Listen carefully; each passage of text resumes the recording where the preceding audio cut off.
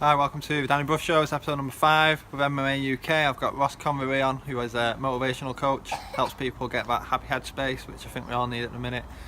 We got to make the best of the situation that we've got. I hope everyone's keeping safe and hope you enjoy the show. Cheers, nice one. MMA UK with Danny Brough Show. It's episode number 5. I'm joined with Convery, who is, how do you describe yourself, mate? A motivational speaker? Motivational speaker, performance coach, take people to the next level. Nice. How'd you get into that then? Well, for a long time, my own life was massively out of control. I was involved in a lot of drinking and taking drugs and stuff like that, and I made a decision to get sober and sort myself out. And from there, it just kind of spiraled. I started helping people, and then when I was telling people my story and things like that, they were telling me that's really inspiring. So I went and I wanted to more than just help people. I wanted to be able to deal with things like trauma and any sort of barriers or blockages that people put up. So I went and done a few courses down in London, and it just went from there. No way. Bit of something different, isn't it? Yeah. And it's just spiraled. So do you do it like full time kind of thing, or have you got a job as well? No, that's what I do full time. I've got my own business, so I've got clients all over the place. I've got clients in Glasgow, clients in Dubai, London, just all over the place, really. Nice. So what do you make of the current situation? And obviously, I bet this is something a lot of people might be turning to somebody like you to try and get a bit of help. Yeah, I mean, obviously, right now I can't do it face to face. I believe that the human connection, with a live show, if you like, face to face, is a lot easier than doing things like this. Trying to get someone relaxed or to deal with any sort of issues like this through Skype or Zoom or FaceTime or anything is really difficult. But also, I was speaking to, so I've still got a coach, I've still got someone who helps me, advises me on business and stuff like that. And he was in the same mindset as me. With everything that's plastered on the media just now, and it's so in your face, it's very difficult to take someone out of that when it's constant.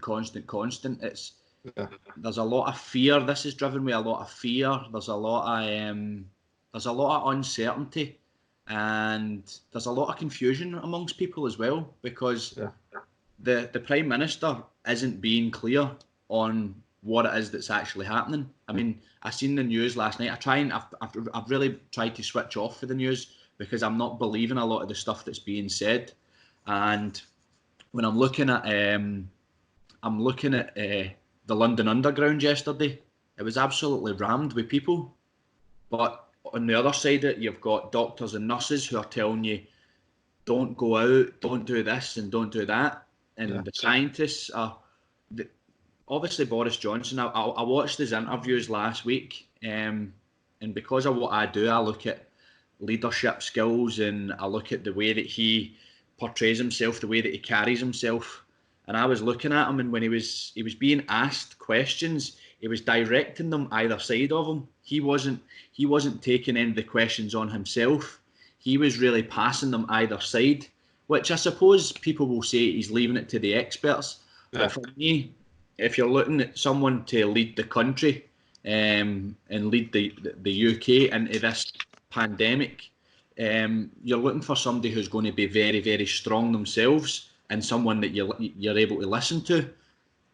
Again, on Friday, the uncertainty, we're closing all pubs, clubs and restaurants, but we'll do it at midnight tonight. So they were letting everybody go out and get one last drink, one last party before we went into this lockdown. I mean, I was just watching a video there, and it said that the case that was number 31 in South Korea, the woman that was 31 has infected 5,000 people. That's what they're saying. She's infected 60% of the people in South Korea, and she was number 31 because of what she'd done. She went from, so she was in a car accident, and they took her to the hospital. And they said to her that they were going to check her temperature and stuff like that. She said, no, I want to go out. She left. She went to 2 ceremonies in a chapel or a church, and there was 1,200 people each time. And then those people went to a funeral, which was a large gathering, and then she went out for lunch at a buffet or something like that, which was also another large gathering. So she's saying that the people that she's infected, who's then infected everyone else, it's just basically spread like wildfire. Right, yeah. But again, I'm very mindful of what it is that people are actually saying. I think there's a lot of scaremongering. So I've looked at statistics over the past few days, and I've been sharing things about people recovering from this. Yeah. And there's over 100,000 people that have actually recovered from the coronavirus. Yeah. And I don't even want to talk about the deaths, but there's been like 330,000 cases of this. So the way I look at it, that's a third of the people have recovered. If you look at it that way. I think the main thing we're trying to do is not cause panic in it, which obviously there's some things that we can tell us, some things we can't tell us. My general gist of the timing of it all is literally wait until a certain point. I mean, I think from what we've gathered, it's going to spread. There's no doubt in that. Whether they lock us all in for foreseeable or not, I think it will end up spreading, won't it? So I think we're just trying to wait to get to a certain level, try and press down on it a little bit. Which obviously, on Monday they were telling us it's just going to be certain things shutting down. Before you know it, end of the week, everything's shutting down. So maybe they could be a bit more honest with it. But at the same time, if someone tells you, right, next Friday we're going to be shut down, even more people are going to be going out, getting the last panic buys. Yeah. Touching on that, it's been ridiculous, the panic buys, absolutely ridiculous. Yeah. I mean, I've got a 6-month-old baby, and a couple of times that my partner went out to get like supplies for us, and she went out to my mum done the same, and you couldn't get anything. Yeah. And I was saying, if you're in a supermarket and there's someone in front of you on just basically piling everything into a trolley, that's going to cause some sort of animosity. There's going to be anger, there's going to be fear there, because people are panicking that, well, if this goes on for months and months, then we're not going to be able to feed our children, we're not going to be able to have nappies, whatever it is, there's not going to be any food. So again, I think that they've got to be more clear on things. Yeah. I seen yesterday in Spain they've added on another 15 days, and what Spain said was that they didn't follow Italy quick enough, and they're saying that if England doesn't follow, and Boris Johnson doesn't follow suit very quickly, then it's going to be even worse here. Yeah. So again, it's trying not to create panic. But I don't know if you see, I done a video on my Facebook page, and I put it on, and I got a lot of criticism for going out a walk. There was loads of people saying you should follow the government guidelines, and I says I went for a walk in a secluded area along a canal, and which is in the guidelines, even the new, because obviously I think that was before you put the post up before last night's announcement, didn't you? Yeah. So even before then, even after the latest announcement, you can go out. If we do want you to get out, try and keep within your family. Go for a jog. I mean, for work, I'm self-employed. I think on paper, I should be going out working, but I'm not going in and out of offices and people's homes. And I mean, I'm going to struggle financially, but it is what it is, isn't it? We haven't actually been given clear direction yet not to go out and work. Yeah, that was the same way I was looking at. Obviously, right now there's a lot of people who are going to be on social media. So social media is going to be on fire. Everybody's going to be all over it. Whether you're sitting in the house or whether you're out a jog, whatever, sitting in the garden, there's people who are going to be on social media. And I think that we need to be mindful of what we're watching and stuff like that. There isn't any clear guidelines on what it is that you have to do. I mean, all the building sites in Glasgow are still open. Yeah. They're still open, but I'm also self-employed as well, like yourself. And the uncertainty of when you're next going to earn any money is going to be challenging for people. And that's a mindset in itself. People are really fearful, and they're going into this this shell, which is why on that Facebook post people are attacking I mean, all the content I've been putting content on my social media for years, and I've never had an adverse reaction like I got the other night. Until this came up. Yeah, on Sunday I put on it was like a guided relaxation session. Oh yeah, I've seen that as well. Yeah, and see that got little engagement. But on that post that I put on where I was saying, oh, I was out a walk, I was doing this, there is people recovering from this. People are like, no, I don't believe that, because they're not seeing it on the media. So they see what I've obviously researched. I've seen that there's people recovered, but they're seeing the deaths that's on the television, and they're saying that's what we want to see, because they're panicking. So they're living in fear, and trying to switch someone's mindset from that, it can be difficult when people go down the rabbit hole and they're engrossed. And I mean, I know people who are relatively switched on, and all of a sudden they're now saying, oh, Boris is on the television, as if Boris is some sort of interesting character who's going to give them hope. For me, he's filling people with fear.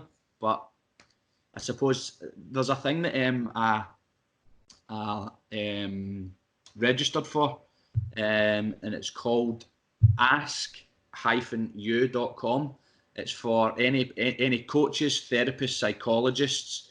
They can go and register, and you can support the NHS staff in this difficult period with things like stress, anxiety, worry. So anybody who's watching this, I would urge them, if you're a coach or a psychologist, then log on to that. And if you can give a couple of hours of your week to try and help someone who isn't going to be in a good place. These people are going to be seeing intensive care units. They're going to be seeing people dying. They're going to be seeing people really struggling. And that's going to affect them massively. My mindset is what's going to happen after this. Yeah. This is happening right now, so we can't change that. That can't be changed. We're in this, but I'm now thinking about what's going to happen in, say, 3 or 4 months' time when we come out of this. Is the coronavirus is still going to be there? It's still going to be there, because not everybody's going to be infected. Yeah. Are they going to have a vaccination by then? Is people going to want a vaccination when they don't know what's in it?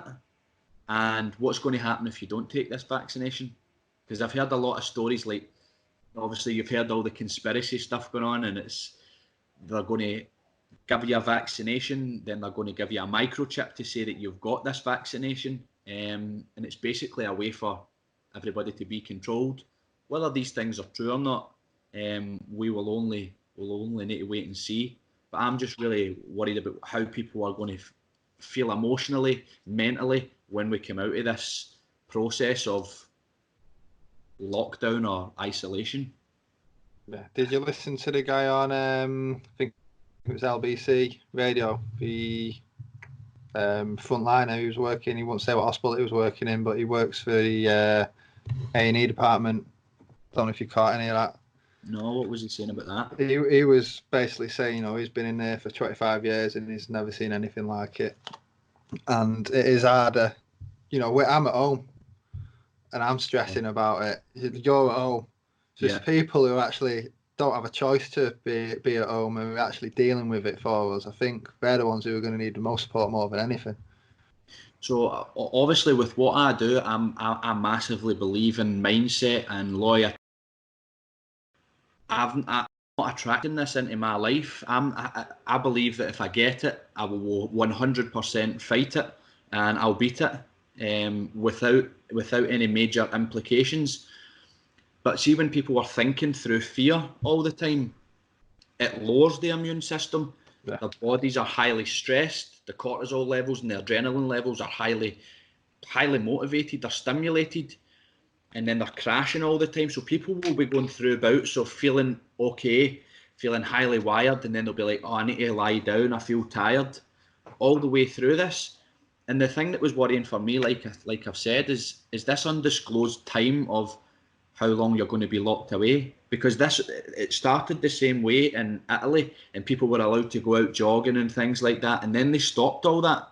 Now, I don't know what it's like in Manchester, but I know that the mentality of people in Glasgow they'll maybe be able to take a couple of weeks of this, but see, after a few weeks, they're going to be like, I'm not fucking staying in the house anymore. And that's where the problems are going to arise. Yeah. Human nature. We're not supposed to be built indoors, are we? But if it helps the world, then it's one of them, isn't it? I mean, it's easy to say now. We're only a few days in. Don't know what we're both going to be like in 3-4 weeks' time, having the same discussion. Yeah, I think it. This is what I didn't want to attack when I put that post on the other day. But see, in a few weeks' time, see the people who were all for this lockdown and isolation, I wonder how they're going to be feeling in a few weeks' time. And this is where the panic really will set in, I think. But it's about doing the things that's right for you while you're on this lockdown. Like I said, I was doing relaxation sessions. I've still got clients that I'm speaking to through Skype and FaceTime and things like that. Still doing sessions, coaching sessions with them. For me, this is a real chance for people to grow. If you've not read a personal development book, then read it. If you've not read up on nutrition, then read up on it.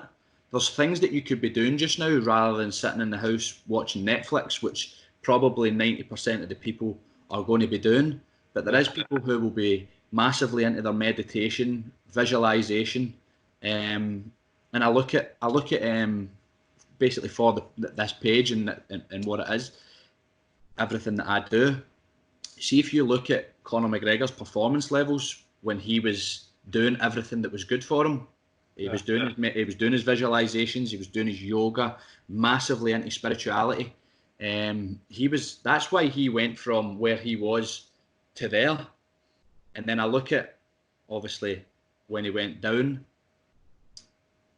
and then I looked at his last fight, and after it he was working with someone very, very similar to what I do. He's obviously the best in the world at it. He was working with Tony Robbins. He was working with a performance coach. He wasn't working with coaches who could get him fit, because the fitness comes when you're training. Yeah. But what was going on in his head while all that was happening, when he was, obviously everybody's heard the story, I don't want to bring any of that up because I'm not going to say anything about the guy's character or anything.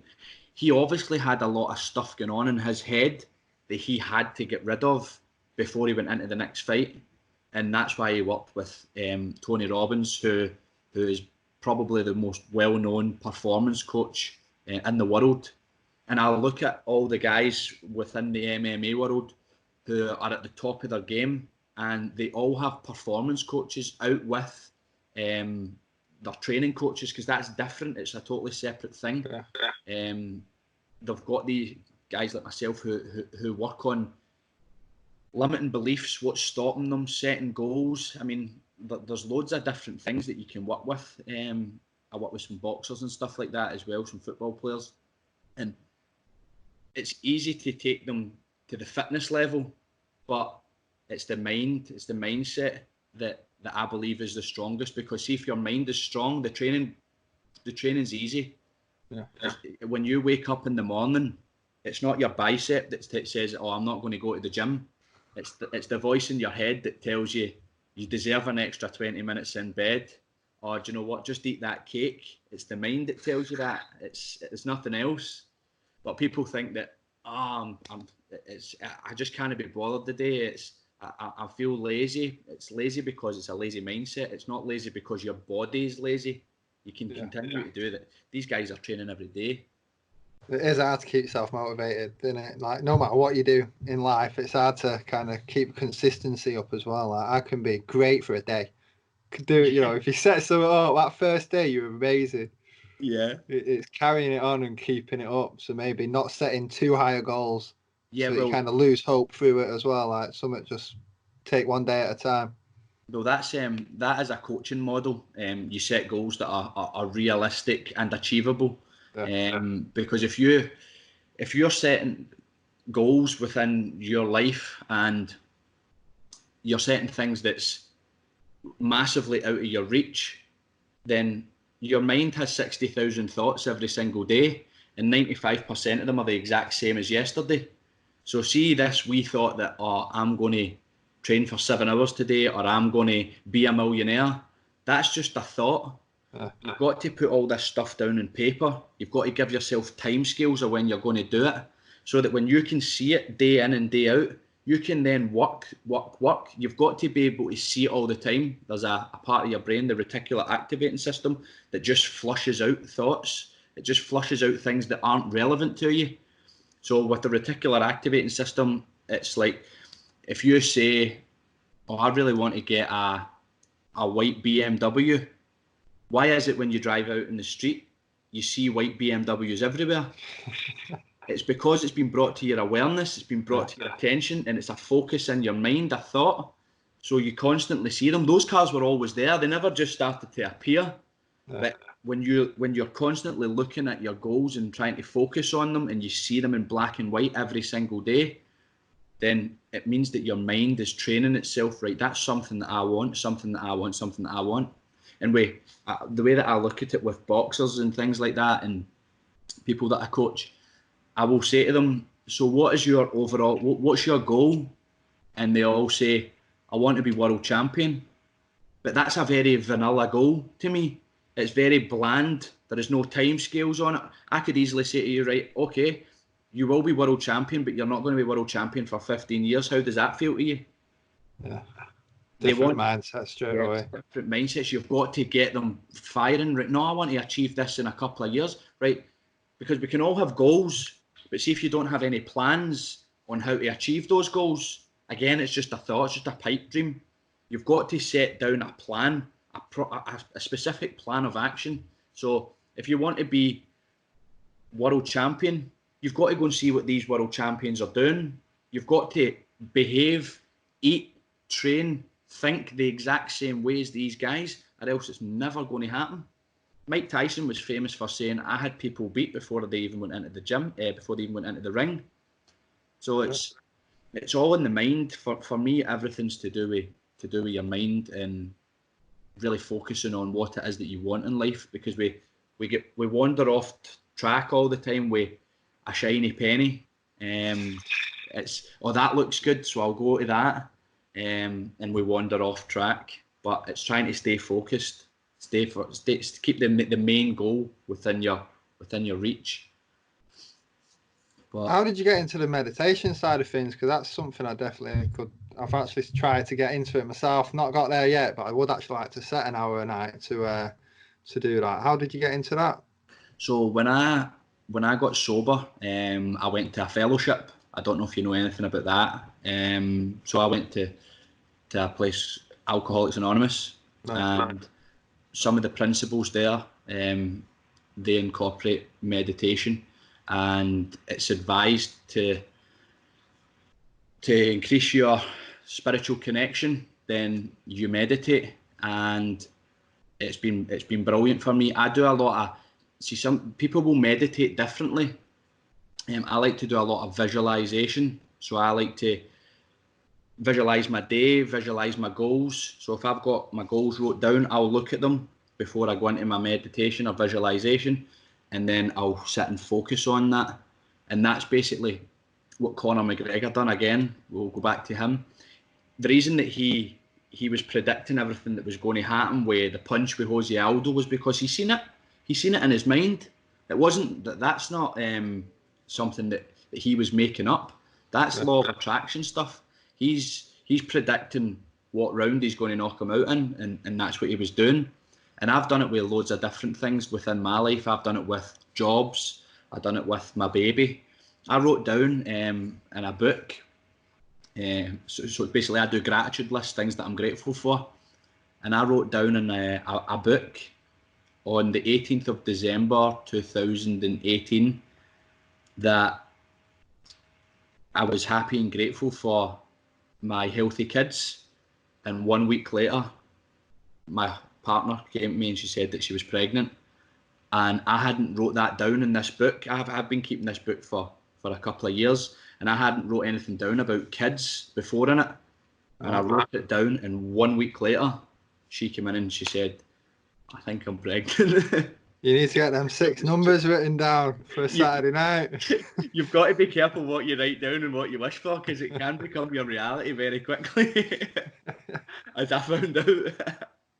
Oh, But with regards to the meditation, it's really good for slowing down your nervous system. So see right now, with everything that's going on with this mass panic, 10-15 minutes of meditation in the morning and 10-15 minutes of meditation at night is going to massively help your cortisol levels, your stress levels. So imagine you're sitting just now and the cup's full, the cup's up here. One little tiny thing in the house and the cup is going to overflow. But with your meditation, you can empty the cup so it's sitting here, so that while you're in the house and maybe the kids do something, the cup will start to fill. It will start to fill, it will start to fill, but at least it's not overflowing at the smallest little thing. right. The missus burns the toast and there's a mass brawl. There's going to be plenty of that with all these people being locked inside, I'll tell you that. Well, I think that obviously there is positives with this, and I do believe that this is a chance for people to connect with their families, connect with their parents, connect with the people, their children, because I share it all the time. The world is so materialistic just now that people think kids want the latest iPads. There's young lads going to school with Montclair jackets on and Canada Goose jackets. This is the parents that create this. Kids only want your time. Kids want time and love. That's it. See, when they get older and they're so damaged and they're running about the streets crazy, it's because you never gave them your time to teach them. You would rather give them the jacket at £600 so that you make yourself feel better. Yeah. That's what that was the conclusion that I was coming to when I seen all the kids with various different designer clothes on that's worth £800 jackets and stuff like that. Yeah, it's crazy, isn't it? We've actually got a really good schedule for, obviously with no more school and all that. Mrs. has got a good schedule up, which is like a bit of maths and English every day, bit of MMA, bit of PE, bit of creativity, bit of electronics, bit of helping mummy and daddy, and it's set it up pretty much from 9 o'clock in the morning up to 7 o'clock at night. And I think it was just good to have something every day, like a good schedule to keep in place, because that's got to help with your mentality as well, hasn't it? Keeping sane. Yeah. Well, exactly what you've said there. You've got a structured plan on how you're going to roll your day out, and that's what everybody needs to do. If you've got kids who are used to going to school, if we break this routine for an undisclosed amount of time. Now, I heard that some schools aren't going back till after summer. I've heard some aren't going back till after New Year. How are you going to get all these kids back into school? Because they're not going to turn up Monday morning and just be like, oh, do you know what? I'm really glad to be back. And that's another mindset. So with what you've done and with what I know that a lot of other parents have done, having that structured routine and really sticking to it, it's not just for 1 week. It's got to be a structured plan throughout this, because see, when the kids go back to school, trying to get them back to school is going to be not going to happen. No, because they'll be so used to walking about the streets with their mates during the day. They'll be having long lie. Their mind will stop working because they're not educating themselves. They're not practicing with maths. They're not practicing with English. They're not doing any sort of homework or anything like that. So their mind starts to slow down and switch off. It's like if I'm reading books all the time and then I stop reading books, you start to slow down. You start to, right, I'll just put Netflix on. Do you know what? I'll just have a chocolate bar. And then before you know it, you're in. It doesn't take long to break it. Literally 5 minutes. 5 minute decision can change. Like smoking, I tried quitting smoking for years and years and years. And like I say, you can not smoke for 3 months. 1 cig, back to 20 a day. Yeah. And luckily, I'm on the vape at the minute, which is still classed as smoking, but I've been on that for a year now. Not had a cig yet. Need to get off that next. You don't do hypnotism as well, do you? Yeah, I do that. Yeah, I do. Right. Yeah. Hypnotherapy, NLP, and coaching. So the hypnotherapy works with the subconscious mind, because you've got a lot of that's a subconscious habit. Yeah. So you need to break that, you need to interrupt that, and you need to install new, healthier habits. Usually with smoking, you can do that in one session. You can do that with a prolonged, maybe couple hour session, to work with the subconscious and change your beliefs surrounding that. But yeah, there's the tools and techniques can be used for anything. I mean, I've got clients who are massive achievers, directors of companies, but then I've got clients who really struggle to get out of bed. So there's something for everybody within this. I don't think that we ever stop learning. I don't think that we ever stop trying to grow, because the minute that we stop trying to grow, what happens? We just stop. We stop there. So I think that it's always about trying to take yourself to your peak performance. For me, it was always, what level can I take myself to? How much pressure I used to be really into training. I've not been as much into training over the past few years, but I used to be really into, right, how much strain can I put on my body? How much can I actually put pressure on?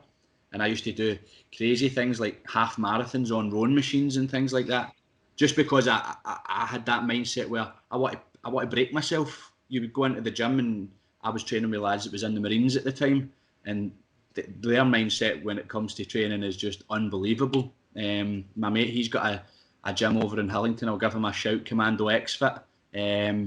That's an amazing facility, probably one of the best facilities in Glasgow, if not the best.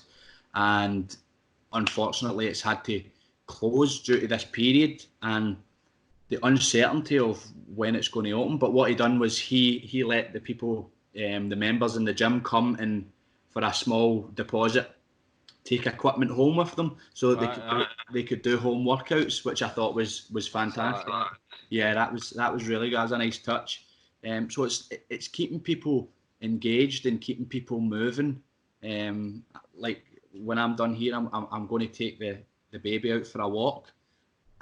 When I put that post on the other day and people were jumping on it and saying that, oh, you've got to stay indoors, like, you can't force people to stay indoors. See, as long as you're keeping your social distance, nobody's told us that this virus jumps from person to person. So as long as you're keeping your social distance, then I don't see what, in obviously personal hygiene and washing your hands and things like that, I don't see it being a massive issue. It's different in places like London as well, when it's so densely populated and the underground is just like a zoo at the best of times. I mean, what's getting me with this is apparently the first cases happened in October last year.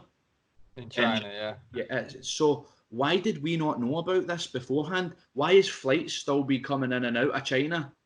Yeah, I think there's a lot of lessons to be learned when we look back, isn't there? Yeah, I think that it's going to be a painful lesson for some people, but like I say, as long as you're watching the right content and you're doing the things that's good for your mind, good for the body, good for the soul, the spirit, then everybody should come out of this all right. But the stuff that's being portrayed on the news and things like that, I can't buy into it all the time, because it's just all death. There's just fear everywhere. Yeah, I think we need to accept we've got to make some subtle changes as well, haven't we? I mean, I've only little things that make you smile. I'm not playing on my PlayStation for 3 months. Last night I was straight on it and I got the bug back straight away. So there's a little win out of it all.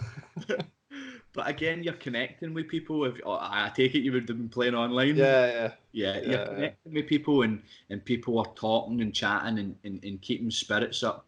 It's all good as long as people are staying connected. But as long as you keep moving as well and don't sit in that room too long. Doing exercising as well. But you know what? I went on it to get away from all this virus rubbish. And the first 2 people who was in a game with was COVID-19 and Ebola. Couldn't believe it. You can't even make it up. Like, what are these people doing? But I mean, if people are getting on and connecting and having a laugh, not about the virus or anything, but at least having a laugh within their life.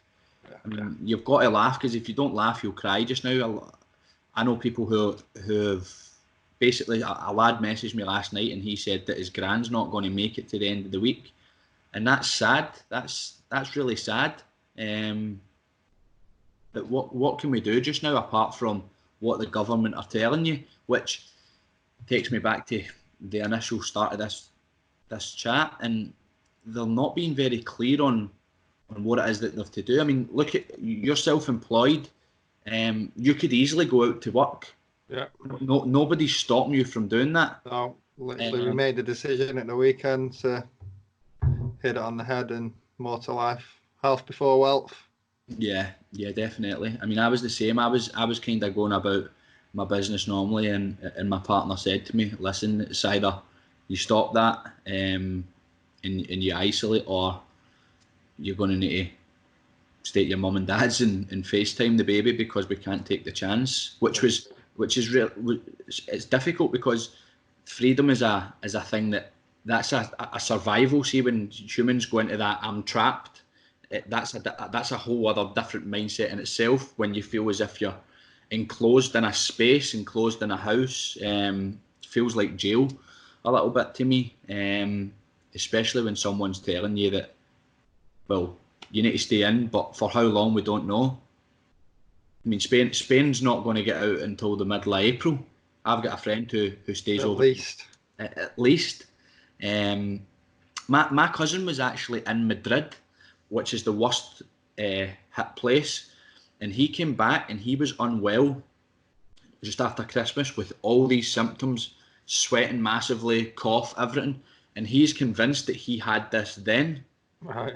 But you don't know. Another lad, I know he had messaged me and he said that he's got it, but he's not been tested. So they're diagnosing people over the phone. So I don't know if this is counted as a statistic, if he would be added into that. Yeah, I think the statistics have got to be looked at with a pinch of salt, aren't they? Yeah, definitely. And I think this is where people are really getting scared, because they're seeing, like in Italy, 700 people died in over 700 people died in one day. And people are experiencing that themselves, and they're saying that's going to be me, because your mind can't go into that. Right, that's somewhere else. They see 793 and they go, "That's me, because they're seeing it all the time. I mean, they're seeing people on. I don't believe that they should be putting people on the television who are in intensive care units sitting with oxygen masks on, and that's just massively scaring everybody. But this is what they're reporting. It's crazy. I mean, I suppose we have got to focus on the worst bit. I mean, apart from the fact it sells, let's face it, a lot of them, first and foremost, what are people going to watch? But I suppose at the same time, if you don't see that side of things, maybe I would be at work now. Do you know what I mean? Maybe a few million of us would be out working when we really shouldn't be doing. But so I suppose it's catch-22, and it's a fine line between putting too much out there and not putting enough out. Yeah. So do you do the MMA yourself? Do you do the? I'm an electrician by trade. Yeah, but do you do that? Do you do the? No, we do a bit of training. My lads of our gym's actually doing online content, which is brilliant. They did the first one last night. So 6 o'clock we went down there. Coaches on the TV and that, and the kids, aren't they? So I mean, we're lucky. Our age of 3 and 5. Same with you. You're just going to be there, innit? Whereas I don't know how kids with teenagers are going to be coping, because how are you going to tell them to stay in? Well, I had this conversation with my partner today, and when I was out on Sunday walking along the canal, there was a group of young lads walking about with the bottles, and you're never going to get lads who are 14, 15, 16 to stay in for 6 weeks. Whatever. You wouldn't have got me to stick in, I'll tell you that right now. Not a chance when I was that age would I be staying in. Yeah, no way. And do you know what? This is where we're going to come up against problems, because the European mentality in countries like Spain and Italy is totally different from the UK. I mean, if you look at the gangs and groups of boys in Manchester, Liverpool, Glasgow, London, they're never going to stay in. not a chance they're going to stay in. And this is where the police are going to need to enforce it heavily. And this is when people will start, right, you can't go out at all because people aren't listening. And then it's going to lead to riots because they're going to feel like they're being discriminated against, not because they're just naive, I suppose. They're not mature enough to actually realise what's going on. And yeah, I just hope it doesn't get to that. But it's England, isn't it? Oh, UK. yeah, We have got a different mentality to a lot of places. Yeah, I think in these countries when they're telling people to stay in, it's hitting home with them. But here, I don't think it's just going to be as easy to keep people in. But I don't think we're as family orientated as a lot of other countries. yeah, As sad as that sounds, we're not really. I mean, look at Italians; it's like very social, close-lit communities, aren't they? Whereas I don't really think we've got that over here. Not in volume, anyway. yeah, no, you're right there. And again, this is the time for people to connect again with their family and rekindle that and get that connection back with their kids. But I mean, I used to work with kids within the care system, and we were getting a lot of kids who were being brought up from London because of all the stuff within the gangs, and it's going to be tough for them down there just now. Trying to keep people in, especially the lads who are involved in a lot of crime and things like that. They're just not going to listen. That's when people will start to be breaking into the shops and stuff like that. But for me, this is all a mindset. You've got to stay strong throughout this. You've got to do the things that's right, and you will come out of this okay. But if we sit in the house and do nothing for 6 weeks and we don't work on ourselves, then that's when we will come out. We'll come out of this in a worse off state if we don't do any work on ourselves. Yeah. Have you got any kind of routine set in at the minute? Anything on paper? Daily routine? Yeah, I mean, I get up and I'll always do a bit of prayer and meditation in the morning, just to connect, just to ground myself. And right now, I've been kind of trying to do some stuff for my website, do some content for social media, and just connecting with my existing clients basically, and setting up FaceTimes and Skypes and stuff like that with them. So I'm still trying to work, but it's very difficult, as I says, to try and get somebody into a relaxed mindset sitting over Skype, and then they've maybe got the TV on in the background. It's not the same effect. It's not the same as sitting someone down and really going through something with them, because I can really feel energy, and you can get, that's when you can start to boost people and really give them something. But sitting over Skype and things, it's not my first choice, my first port of call. I wouldn't do that. Even with my clients abroad and things like that, I do travel to see them every now and again, so that I can do a face-to-face full day session with them, so that they're getting the most out of it, as opposed to, it's easy to sit in front of a camera and say, yeah, I'm feeling fine. Yeah. Do you know what I mean? It's easy to say that. Yeah, it's different when it's a screen. Yeah, when you're with someone, you can read their physiology. You can tell straight away if they're actually in a good place or in a bad place. So what's your plans for the rest of? Time we on 4 o'clock, at 5 o'clock. Oh, I forgot. 5 o'clock's help mummy and daddy, I think. 6 o'clock's tea. Yeah. We've got MMA and then reading and books. Good stuff. It's pretty good, pretty regimented, but a bit relaxed as well. Because if we set it in an hour, most of the stuff's done in 40 minutes. So there's still time you don't actually feel like you're in a routine. You're just flowing through it. I mean, we're only on day 2, so I'm saying it's working, but I'll let you know in a few weeks. It's flowing just now. Yeah, it's absolutely fine right now. But something resonated with me. This was off a frontline doctor who said, in World War II, people were lying to go over there and fight for your country.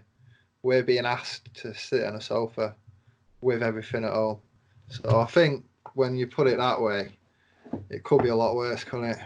Yeah, I mean, it's how people are interpreting this. You can take it the wrong way, and and you can react through fear, or you can just accept this is happening. It is. We can't stop it just now, and all we can do is follow the government guidelines as best that we can, and not put anybody at risk. That's all we can do. Yeah, with him changing every day as well, you can't really plan for everything. Like last week, we were planning business-wise to do certain jobs and not certain jobs. And the back end of next week, we thought, right, no, don't do any of that because it's not worth it. Just do emergencies. And yesterday, we were expecting to not be given the choice. We've still been given the choice. It's just crazy. Yeah, but again, this is where what I was saying at the start. Good leadership. He would be able to enforce something, and just by speaking, you would know he means business. Could you imagine? I'm maybe using the wrong example here, but Vladimir Putin coming on the television and telling the Russians to stay in. I don't think there'd be a Russian with one toe over the door. But we've got Boris Johnson, who's very vague, sitting with a head full of straw, and you're just like, what is going on here? Is that because a lot of people don't even believe that this is real? A lot of people don't think that this is actually that. I've seen things that people are putting this down to this 5G. Don't know what you know about that. Oh, don't get me started on that, mate. Yes. I've got time for all that. Yeah, you've seen all this But stuff. I've come across electrical meters with cages around them. Oh, I'm not going into all that. Leave them to it. Yeah. But yeah, hopefully things turn out all right for everybody, and we can come out strong on the other side. Yeah, I think as a whole we will. It's like I say, don't panic. Meditation. I think meditation should really be something we should all be looking at. I do try it myself, but 5 minutes of me in an empty room and just my thoughts, I can't do it. I'm already like, right, I want to go and do something now. But I know I need to sit down for a good 20 minutes and But once I start, I'll start it. Meditation is like anything else. It's practice. There isn't a right or wrong way of doing it either. People think that you've got to be sitting on the top of a mountain with your fingers like that. You can just be sitting in a space like this just now with your eyes closed, and allow the thoughts to come through. Allow them to come into your awareness and just let them drift off. It's not about, people will have a thought, and then when it comes in, they start feeding it. And that's what they do. So a lot of thoughts that people have is that they aren't good enough, and then they'll feed that thought and they'll start to talk to it. But I like what Eckhart Tolle says: don't be the thinker, be the observer. Be aware of the thoughts, but don't persistently sit and think about them and manifest and make them your reality. Be aware of them, let them pass your attention, and then just keep going on and on. Just sitting quiet. How do you find sleeping? Are you a good sleeper? Yeah, I'm amazing. But that's all because through of what you do. Like, it's if you're going to bed stressed, that's why people at night time they'll go to bed with a racing brain, highly stressed, and then they can't sleep. Yeah. That's why they can't sleep, because they're highly stressed, highly wired, racing brain, overthinking, all that, and they can't sleep. But I sleep well, very well. even with a new baby. Yeah. She sleeps. She's pretty good. She was. It was quite hard at first, but she's settled into it nicely. Nice. How does it feel being a dad now? I bet that's changed some of your thinking processes and the way you look and read stuff. I bet. Yeah, that's been the biggest gift. It's a gift to be given a baby, especially with how chaotic my life was before she came along. She knows talking about. Yeah. I can hear her just now. She's having a meltdown right now. But yeah, it's a responsibility that you're given.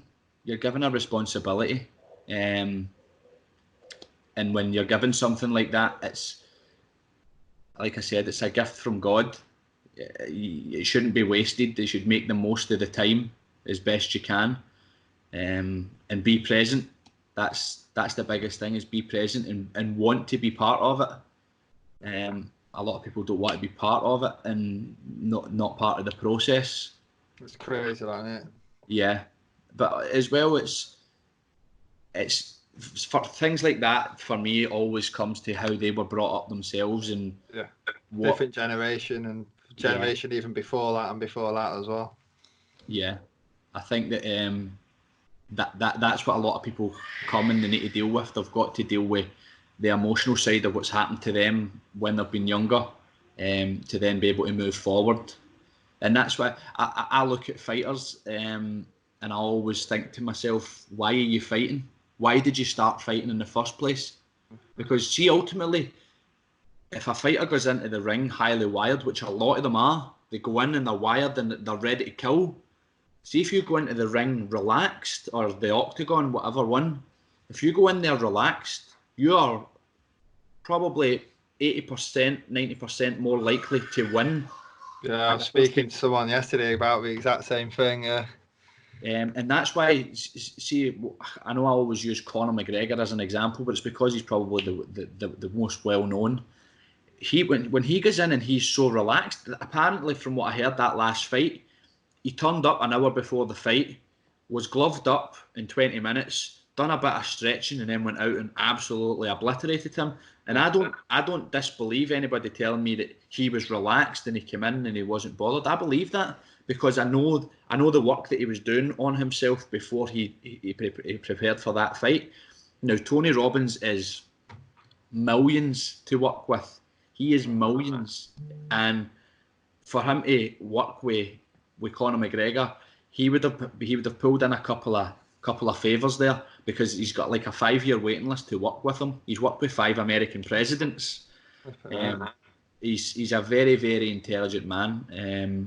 But yeah, he's probably the messiah of the coaching world. Do you like listening to Peter? What's he called? The Canadian psychologist.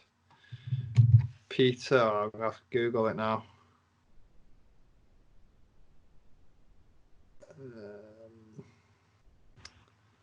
Canadian psychologist. Jordan Peterson. Got the Peter in there. Peter in there. Yeah, I've heard him. I've not seen much of his work, but I have heard him. Oh, have you not? I've been listening to his podcast quite a lot recently, and he's really good at like his mental state and just general life thoughts more than anything. So yeah, give him a shout, see what you think. Let me know what you think about his stuff. There's an amazing show podcast with is it a guy called Tom Bilialiu or something? It's called Impact Theory. It's probably the biggest show that's going around just now, all to do with mindset, and he's got loads of different guys on it. He's got Wim Hof. Don't know if you've heard of Wim Hof. No. Not heard of the Iceman? No. Oh, the Iceman. Yeah. As in Hitman. No. No. The Iceman, they call him. His name's Wim Hof, but they call him the Iceman. So he does the cold water therapy. Right. Okay. So I've been doing that on and off for about a year, and you go into freezing cold water. For just after Christmas, I was having cold baths every morning, and basically what that does is that reduces your stress levels. It reduces inflammation in the body, helps you to regulate your breathing. And he believes through his breathing techniques and cold water therapy that you can regulate your immune system.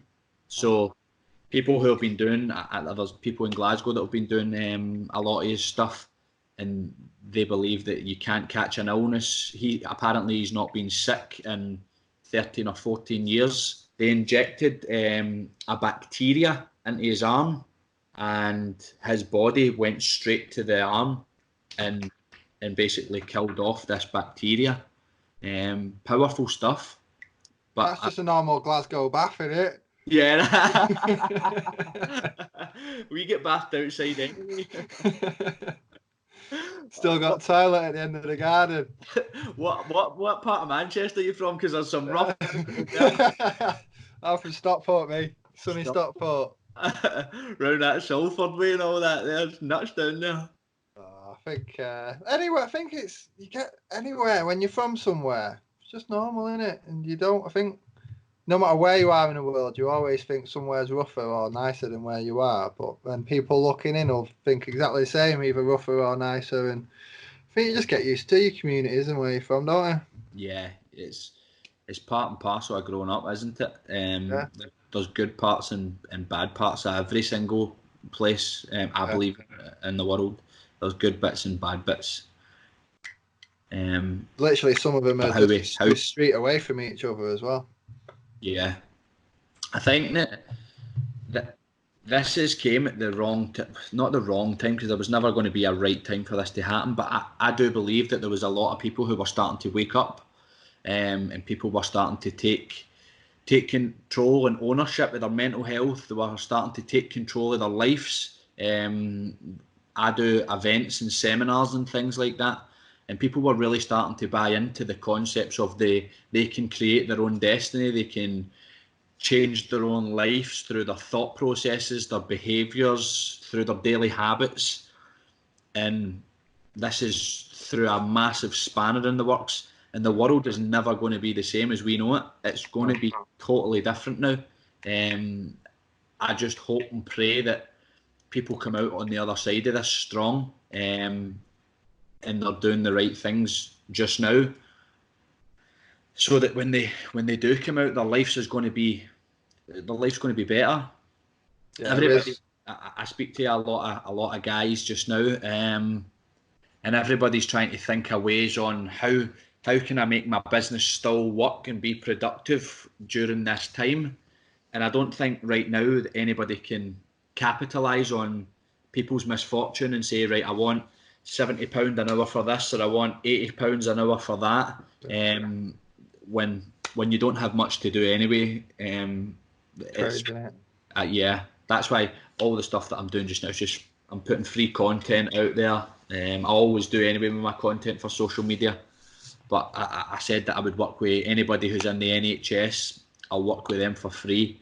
Even if it was to go one-to-one, I would do my best to try and help people on the front line who are going to be struggling with this. They're the people who are going to struggle the most. Like you said, we've been asked to stay at home for a couple of weeks. These people are on the front line seeing what they're seeing, and this will be massively traumatic for them. This will be a traumatizing time. Yeah, it's not going to be easy, is it? I've literally just sent an email to our local trust, Stockport NHS Trust, because they've put an advert out wanting electricians, so we'll be doing the same. If I can help, I'll help. If I can't, PlayStation. No, don't do too much, mate. Before the PlayStation, you can do your 20 minutes meditation. Yeah. Well, before or after? I'll probably need it after. Do it both. Spell it out. Yeah, I have phases, me, with PlayStation. Christmas, I was probably on it every night for a couple of hours. 3 months off it, maybe even 4 months. Got the bug. That'll be me now. Every night, I reckon I'll be on it at least an hour. But that's only because you don't have anything to do. If you had something else to do, you wouldn't be on it. Because at Christmas time, again, there's holidays, people are off. You don't have much to do. But there's better things to do than play the PlayStation. I know. I do like a bit of reading, and obviously with me having a full-time job and running a business, my MMA UK stuff kind of took over everything really. I only started with them in November. So since that, like I say, I've been doing stuff instead that I wouldn't have normally been doing. I would have been on the PlayStation instead, but enjoy doing stuff like this more. So you end up, I suppose you obviously do have to work towards it, but you automatically get in the zone anyway. Yeah. And it just comes. They say, oh, people are lucky, but you make your own luck, don't you? Yeah. People create their own destiny through. Yeah. Literally is. It sounds really like cheesy, but you do. If you want something, you won't get it if you don't work towards it. It's as simple as that. Yeah. Too many people jump onto social media and they think that these guys got overnight success. This has taken years and years and years of hard work. I mean, some of these guys are running on 3 and 4 hours of sleep a night, and they're already billionaires, but they still do that. Yeah. They've got their performance levels at its peak, and what motivates them is to go and help people, and is business and finance and stuff like that. It isn't always to do with money for people. People think that money means that you're successful. It doesn't. It's some success for people is just being able to get up out of bed and not feel anxious or depressed. Not everybody's wanting to earn £1 million a year or £1 million a month, whatever it is. That's not everybody's goals. This journey in life is personal to everybody. It's your journey. You make it happen for yourself. Nobody's going to come and gift you a company. Nobody's going to come and gift you sobriety, or nobody's going to come and gift you family, whatever it is. You've got to go and earn that. You've got to earn everything in life, and you've got to do it through hard work. These guys that are fighting and things like that, they are training 3 and 4 times a day. Their nutrition is perfect. They're just doing every single thing. The guys that are at the top of their game, the elite, they are really, really working hard, and they're working with various different people. It's not just all to do with training and who can hit the hardest. It's got fuck all to do with that. Oh, there's the first swear word. We did well then. We did an hour without one swear word. These guys are tapping into loads and loads of different things. It's not just training. It's, if anybody thinks that it's to do with how hard you can hit, it's nothing to do with that. It's how you can keep going, keep pushing, keep training. Because it's easy to fall off the wagon. It's easy to start, as you know yourself. It's easy to say, nah, I'll go and do something else tonight.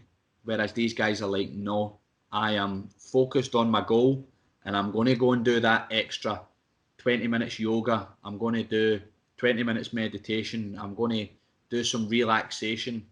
That's why they're at the top of their game. It's not because they're running around hitting bags all day. It's far from it. Speaking of yoga, do you do any yoga? I've done it a few times. I've played football. Football was my sport, so I'm stiff as a board. I've got football player legs. My hamstrings could ping at any moment just walking. But yoga is brilliant. I know a lot of yoga teachers. A girl, Claire Harper, over where we stay, she's got Harper Wellbeing. That's a brilliant facility. A lot of people use that. She does good stuff. She does retreats and things like that, which is it's brilliant. See whatever suits you as a person, not you directly, but whatever suits you as a person, then I'm all for it. Yeah. I'm all for doing the right thing. See if it's yoga. Russell Brand is massively into yoga. That's where he gets his spirituality from. Sadhguru, he's another spiritual teacher. He's massively into yoga. If that's where you get your good feeling from, then I'm all for it. You go and you crack on. But try loads of different things. I'm all about trying different things. I was a personal trainer before I was a performance coach. And that's what I used to say to my clients. I used to say, what is it that you like? What do you enjoy? Do you enjoy cardio? Do you enjoy weights? Do you enjoy CrossFit? Do you enjoy functional fitness, HIIT training? Whatever it is, what do you enjoy? And that's what we'll work on, because there's no point in getting someone to run for 20 minutes on a treadmill if they're absolutely hating it, because they eventually just go like that. That's something that I don't want to do. Their brain flushes the thought of getting fit out, and they just say, nah, I'm not going to do that. Whereas if you're doing things that people enjoy, then they'll come back again and again and again, because it's not something that they find hard. It's not something that they find difficult to go and participate in. They just go and do it because, I'm enjoying that. Yeah, but at the same time, yeah. And it's what they're doing is they're actually installing healthy habits. It takes 66 days to install a habit. 66 days of persistently doing something every single day for that to become a habit in your life. And people think that they're going to get fit in 1 week. It's not going to happen, is it? No, It's not going to happen. Doesn't happen. I've tried it. Nothing happened after a week. I'll tell you that 100%. Yeah. But you know how quickly it can go, how quickly it leaves. Yeah, I did 3 months before Christmas. I put 2.5 stone on. I struggled putting weight on. So I did 3 months fit to the schedule, day in, day out, and the results were amazing. Like literally, I've got a side by side picture. You won't even recognise me. Like really amazing results. Christmas came, literally January the 1st on the scales, same weight. Virtually lost 2 stone in 3-4 weeks because I wasn't keeping the consistency up. So I'm back on it now. I'm on I think I'm on about week 10 now. So I can already see the changes massively. And it's about just sticking to it. That's the hardest thing. Like I say, if you stop for even one time, you don't go. Yeah. It's just a downfall spiral. Yeah. And what you've said there, like the name of my Facebook page, on it, that's where I got that from. Right. Because in Glasgow, when people say that they're on it, it means that they're drinking and they're out partying. That's what on it means. So that's what on it used to mean for me. But now on it means, are you on it? Are you on the diet? On it. Are you on it? Yeah. And that's what I want to push. I want to push that are you on it? Are you on your mindset? Are you on your training? Are you on your diet? How are you feeling? How are you feeling physically, mentally, emotionally? You've got to tick all these boxes, because if one's not matching up, then the full fucking house falls down. Yeah, you got to try and stay on it as well. Like you say, about going back to about the goals, setting too much goals. Before Christmas, my goals were ridiculous. Like I was weighing all my food, checking all my calories, doing all my micro calories, protein, everything, as well as doing the gym, as well as I wasn't smoking, don't drink, a quick coffee. Did it all at once, and it was brilliant 3 months. It was literally like a superhuman being. Yeah. But it was too much. It was too much. Now I'm cut some of it out. I'm drinking coffee. I'm not doing as much as my weighing my foods. So my results aren't as quick as they were previously. But hopefully, touch wood, it's a bit more something I'll be able to stick to for a bit longer. Yeah. As long as it's sustainable and achievable, Yeah. you will know what it is that you are able to achieve. What I always say to people as well is having so you become the 5 people that you are around. So the 5 people that you are around the most, you become a byproduct of those 5 people. So if you are with people who are eating rubbish at work, who don't train, who smoke, who aren't into the gym, all of that stuff, if you're around them all the time and they're talking about eating kebabs and not training and playing PlayStation, do you know my mates? You then become a byproduct of that. Yeah. It is true though. You're exactly right though. It is true. Like I've heard loads of people say it, and I used to just think whatever. Do you know what I mean? But it's true. You can't get away from the fact that it is true. You are in your community. That before Christmas, when you were firing on all cylinders, I guarantee you were in the gym all the time. You were speaking to your nutritionist, your coach, whoever it was. I guarantee you were speaking to those guys all the time. And not that you fell out with your mates, but they just weren't always at the forefront of your mind because you were on it. You were right. You were on the money. You were trying to achieve something, and that was your main goal. That was your focus, and you never let anything come between that. Yeah, it's crazy. Like I say, when you're in the zone, you're in the zone. It's just trying to stick in the zone. That's the hardest bit. Well, the hardest bit is getting there, but you got to stay there as well.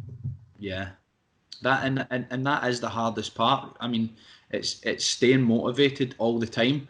But what I always say to people is, see if you do fall off the wagon, and you have one day, or maybe even 2 days. Don't let 1 or 2 days turn into 1 or 2 months. Because you've had one bad day, don't give yourself a hard time about it. Get yourself back in the game, get yourself back in the zone, and start again. You can keep going. I mean, every day is a new opportunity. I love how people always say, "Oh, I'm going to start on Monday," as if Monday's this great big day. You can start on a Wednesday. it doesn't That really used to be me. That used to be me. I'll start it on Monday. yeah. But Don't know what Monday, but it'll be a Monday.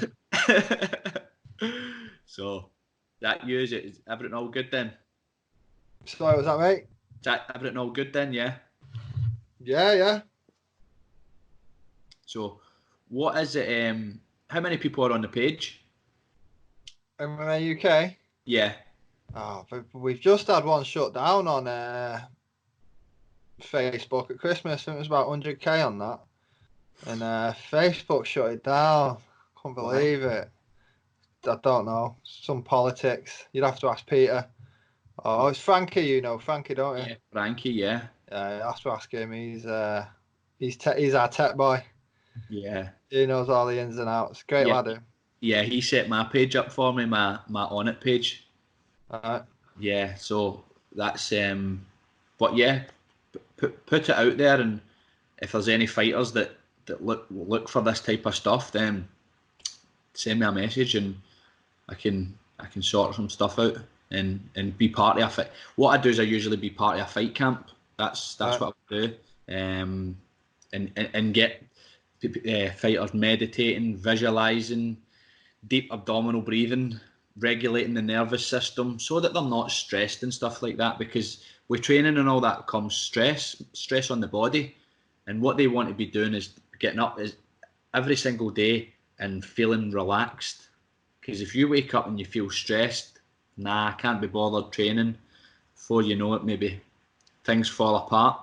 It's about staying on it and staying mentally focused as well as physically. Because what I do is totally separate from the physical side. I could easily do the physical side with people as well, but I believe if you get that right, then the physical side comes easy. Yeah. That's so much easier if that's right. And like I said, I always believe that fighters are fighting for a reason. And if you get to the bottom of that reason and work on that childhood stuff or whatever it is that's going on and the emotional baggage, the performance levels go through the roof when you deal with the initial problem. Well, they might stop fighting. What if you thought about that one? What if what? we might stop fighting. We might listen to you. Oh, you know what? Yeah, I don't actually want to do this anymore, mate. No, no, because that's what their passion is. That's not. Yes, they fight for a reason, but that's where their passion lies. Their passion lies in the training. It's not actually well, some people do want to go in there to hurt people, but a lot of people, it's just a passion that they've got. Yeah, it's part of a life, isn't it? Yeah, because once you start, I mean, I done boxing and things like that, and once you start, it becomes part of your life. You enjoy it. You enjoy the training. It's the discipline. Yeah. Fighters love the discipline of getting up every day. I know I'm going to train. I know I've got a fight coming up, so that's why I'm training. It's structure to their life, and if you take that away, they don't really do much. They don't have much. But yeah, all good. Right, well, thanks for coming speaking to us, mate. It's been a pleasure. Perfect. Good luck with everything in the future, and I'll let you go and speak to you again at some point. Speak to you soon, mate. I really appreciate that, Danny. Thanks a lot. You too, mate. See you later. Cheers. Mate, bye-bye. Bye.